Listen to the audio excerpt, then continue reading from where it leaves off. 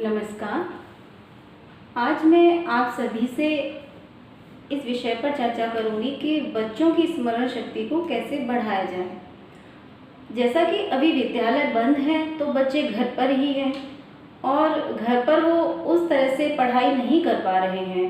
उनको जो कार्य दिया जा रहा है व्हाट्सएप के माध्यम से, तो उसका भी वो उतना अच्छा रिस्पॉन्स नहीं दे रहे हैं, करके दिखा नहीं रहे सारे बच्चे।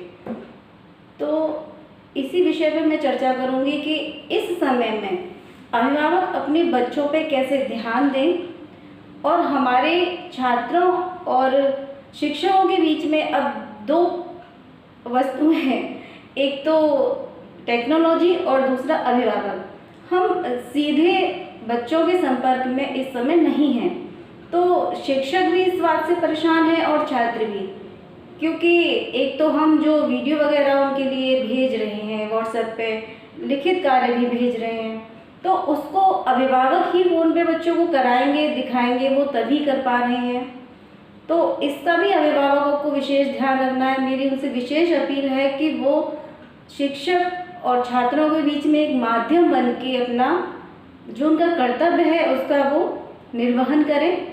और दूसरी चीज़ है जो कि मेरा टॉपिक है कि बच्चों पर इस वक्त ध्यान दें, उन्हें विद्या ग्रहण करने के लिए, उन्हें एकाग्रचित बनाने के लिए थोड़ा प्रयास करें। तो इसके लिए मैं उनसे यही अनुरोध कर रही हूँ कि आपको क्या करना है। तो करना क्या है कि उनकी स्मरण शक्ति को बढ़ाना है।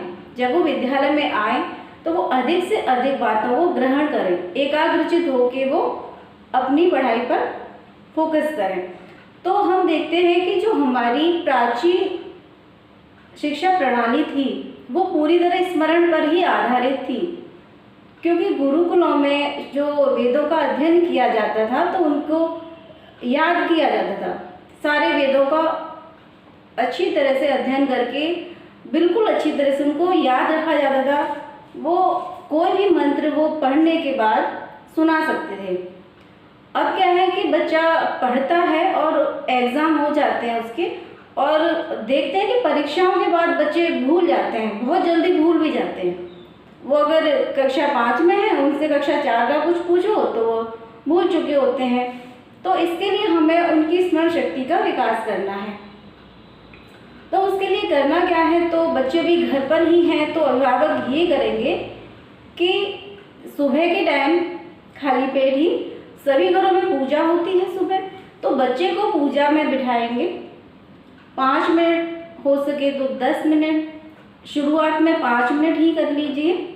तो बच्चों के साथ बैठकर उनसे ओम उच्चारण करवाएंगे।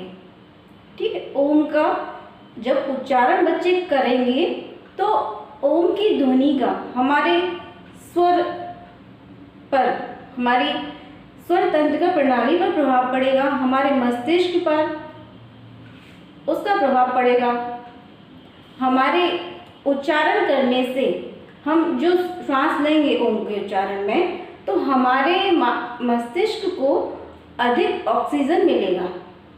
तो अधिक ऑक्सीजन मिलने से हमारा मस्तिष्क अधिक अच्छा कार्य करेगा, अधिक अच्छी चीज़ों को ग्रहण कर पाएगा।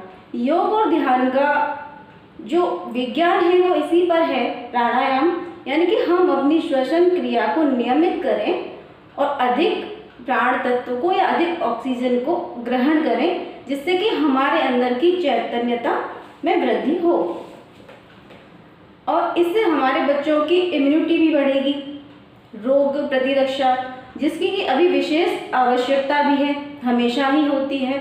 तो अगर वो ओम का अभ्यास करेंगे, ओम उच्चारण करेंगे, 5 मिनट भी अगर वो करेंगे सुबह, 5 मिनट अगर वो शाम को करेंगे, तो उससे उनकी जो उनके आसपास की जो ऑरा है, एक समझ लीजिए एक एनर्जी का गोला बनेगा और वह उनको बहुत तरह की नकारात्मक बातों से बचाएगा। अब कैसे बचाएगा? क्योंकि ओम एक शाश्वत ध्वनि है, ओम से निर्माण हुआ है सृष्टि ब्रह्म का, सभी जानते हैं, इतना डीप में जाने की आवश्यकता नहीं है। इतना बता देते हैं कि ओम की जो फ्रीक्वेंसी है वो बहुत ही हाई है, सभी मंत्रों में ओम का उच्चारण साथ में होता है, ओम को लगाया जाता है पहले, तो इसीलिए लगाया जाता है। तो जब बच्चा इतनी हाई फ्रिक्वेंसी पे होगा तो वहाँ सारी सकारात्मक चीज़ें हैं, ठीक है, वहाँ वो सृजन सीखेगा, उसका मस्तिष्क खुश रहेगा, वहाँ वो बहुत सारी अच्छी चीज़ों को सीखेगा, ग्रहण करेगा। और जो नकारात्मक चीज़ें हैं जैसे कि क्रोध है, घृणा है, द्वेष है, दूसरों की चुगली है, मतलब इस तरह की जो नकारात्मक चीज़ें होती हैं वो बच्चे की एनर्जी को प्रभावित नहीं कर पाएंगी, क्योंकि वो लो फ्रिक्वेंसी पर रह जाती हैं, उनकी मेंटल स्टेट में अंतर आ जाएगा। तो अब सिर्फ इसका प्रयोग करके देखिए, 4 दिन 5 दिन आप करेंगे तो आपको इसका एहसास होगा कि हम पहले से अधिक सकारात्मक महसूस कर रहे हैं, खुश महसूस कर रहे हैं, अच्छा महसूस कर रहे हैं, कुछ हमारे अंदर सकारात्मक विचार हैं, क्रिएटिविटी माइंड की बढ़ रही है। क्यों? क्योंकि हमारे दिमाग को ऑक्सीजन की मात्रा अधिक मिल रही है और हमारे दिमाग के लिए जो फ्यूल का ईंधन का कार्य करता है वह श्वास ही है।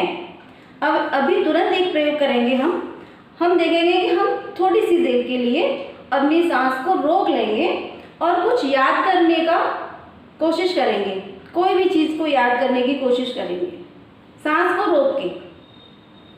हम देखेंगे कि हम कुछ भी याद नहीं कर पा रहे हैं, हम सांस रोक लेते हैं तो। क्यों? क्योंकि हमारे मस्तिष्क को ईंधन ही नहीं मिल रहा।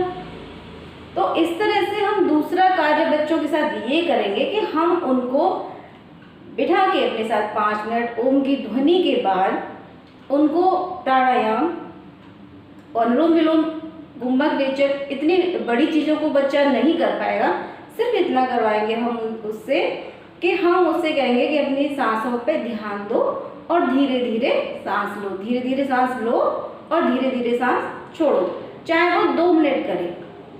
आप देखेंगे कि 2 मिनट में भी उसके ऊपर कितना सकारात्मक प्रभाव पड़ता है, उसका मस्तिष्क बहुत ही शांत रहने लगेगा। आपने कभी देखा होगा कि हम जब भी क्रोध में होते हैं तो हमारी सांस बहुत तेज चल रही होती है, हम धीमी जब हमारी सांस है, अभी हम क्रोध नहीं कर सकते, तो श्वास की गति पर हमारी बहुत सारी गतिविधि निर्धारित होती है। और जब वो श्वास पे इस तरह से ध्यान देगा, चाहे 2 मिनट दिलवा दीजिए उससे, तो 2 मिनट भी देगा तो उसी में वो एकाग्रचित होने लगेगा। ये ध्यान की एक विधि है, बुद्ध की ध्यान की भी विधि यही थी, जिसको विपश्यना कहा जाता है। तो हमको बच्चे के साथ ये करना है कि वो उससे 2 मिनट हमें श्वास पर ध्यान, हम सांस ले रहे हैं, बैठ गए हम साथ में कि देखो सांस ले रहे हैं, छोड़ रहे हैं, सांस ले रहे हैं, छोड़ रहे हैं, बस ये करना है।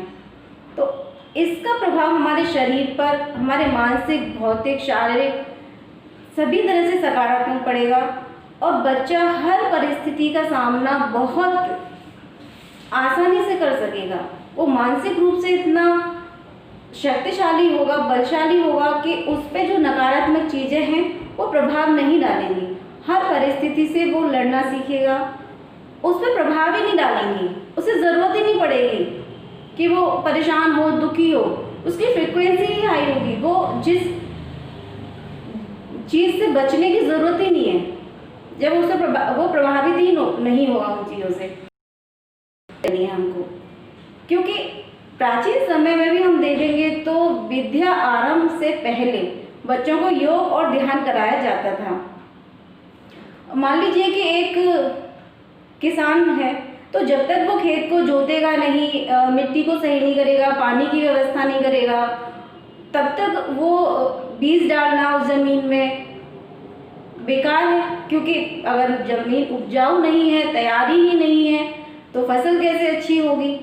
और दूसरा हम उदाहरण लेके मान लीजिए एक वृक्ष है, तो अगर उस कुल्हाड़ी से वृक्ष को हमें काटना है, तो अगर वो कुल्हाड़ी हमारी धार वाली नहीं है, हम एक बिना धार वाली कुल्हाड़ी से वृक्ष को 4 दिन 5 दिन काटते रहें, कितना भी समय लग सकता है। तो और हो सकता है कि हमें उसका रिजल्ट भी ना मिले, हम उस वृक्ष को काट भी ना पाएँ। तो पहले तैयारी करनी होती है कि हमको एक धार वाली कुल्हाड़ी से ही पहले तैयारी की है, क्योंकि हमने उस कुल्हाड़ी को धार वाला बनाया, उसके बाद वृक्ष को काटा है, दूसरा कार्य है वृक्ष काटना। तो इसी तरह से बच्चा विद्यालय में तो आ रहा है, लेकिन वो तैयार नहीं है पढ़ने के लिए, वो उसकी स्मरण शक्ति अच्छी नहीं है, वो एकाग्रचित नहीं है। हम पढ़ा रहे हैं कक्षा के अंदर, तो इधर देख रहा है, उधर देख रहा है, बोल रहा है कि मैम देखिए इसने मेरा पेन ले लिया, वो कर रहा है, वो बाहर जा रहा है, वो ये कर रहा है, खा रहा है। वो ध्यान ही नहीं दे पा रहा कि हमारा शिक्षक क्या बोल रहा है।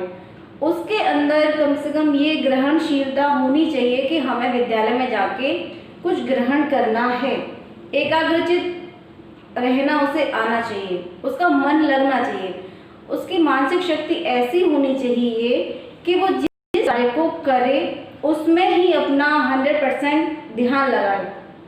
जैसे कि विवेकानंद थे, तो वो 1 घंटे के अंदर पुस्तक को पढ़ के याद कर लेते थे। एक योगी थे, उनका माइंड, उनका चेतना का स्तर इस लेवल का था, तो वो योग की वजह से ही था। और योग जितना आवश्यक है बच्चे के लिए, बहुत ज़्यादा हमें कुछ नहीं करना, उतना ही कि वो एकाग्रचित होना सीखें और उनकी मानसिक शक्ति का विकास हो, उनके अंदर सृजनशीलता बढ़े। जब वो किसी भी कार्य को करे तो उनका ध्यान इधर उधर ना भटके। मान लीजिए एक बच्चा 4 घंटे एक बुक को लेके बैठा है, लेकिन उसका दिमाग इधर उधर है, वो ध्यान नहीं दे रहा, तो कोई फायदा नहीं उसका। वो पढ़े, चाहे वो आधे घंटे पढ़े, चाहे वो 1 घंटे पढ़े, लेकिन पूरी तरह से वो तब उसका मन उसी बुक पे हो, उसी वस्तु पे हो जो वो कार्य कर रहा है। तो इससे ये होगा कि उसका बहुत अच्छा रिजल्ट जाएगा कार्य का। तो हमें बच्चों को 2 चीज़ें तो सिखानी ही हैं। हमारा आधा प्रयास बेकार चला जाता है अगर बच्चे एकाग्रचित और स्मरण शक्ति उनकी अच्छी नहीं है तो इसके लिए ये बहुत अच्छा प्रयोग है, आप कर सकते हैं। क्योंकि बच्चों के प्रारंभिक विकास में जितना शिक्षक की भूमिका है उतनी ही अभिभावकों की भी है। बच्चा विद्यालय में 6 घंटे रहता है, बाकी का टाइम वो अपने घर पे गुजारता है, तो उनको इतना सा बस 10 मिनट देने हैं बच्चों को। 5 मिनट सुबह दे दीजिए, 5 मिनट शाम को दे दीजिए। तो मुझे लगता है कि ये बातें बच्चों के लिए उपयोगी होंगी और आप इसका प्रयोग भी कर सकते हैं, जो कि बच्चों के सृजन में, बच्चों के विकास में, उनका जो मानसिक गठन हो रहा है इस वक्त, उसके लिए बहुत ही उपयोगी है। उनकी शारीरिक, मानसिक, भौतिक हर तरह से विकास के लिए, उनके सर्वांगीण विकास के लिए यह आवश्यक है। क्योंकि उन्हें हर कार्य अपने मस्तिष्क से ही तो पूर्ण करना है। तो जब मस्तिष्क की क्षमता ही अच्छी नहीं होगी तो उसका परिणाम कैसे अच्छा आएगा। तो ये मेरी बहुत आप लोगों से प्रार्थना है कि कृपया ये करके आप 1 हफ्ते देखिए, 10 दिन देखिए, आपको जो इसका रिजल्ट मिलता है अच्छा लगता है तो आप आगे भी करें। बहुत बड़ा काम नहीं, बहुत छोटी सी बात है ये। अगर आपको मेरा वीडियो पसंद आता है तो लाइक करें और अगला वीडियो आपको मिले इसके लिए चैनल को सब्सक्राइब करें, शेयर करें ताकि और लोगों को भी इससे लाभ हो। तथा जो भी आपके कुछ प्रश्न पूछना आप चाहते हैं तो आप मुझे प्रश्न भेज सकते हैं, मैं उनके उत्तर देने का प्रयास करूंगी जो भी बच्चों की शिक्षा से संबंधित होंगे। नमस्कार, धन्यवाद।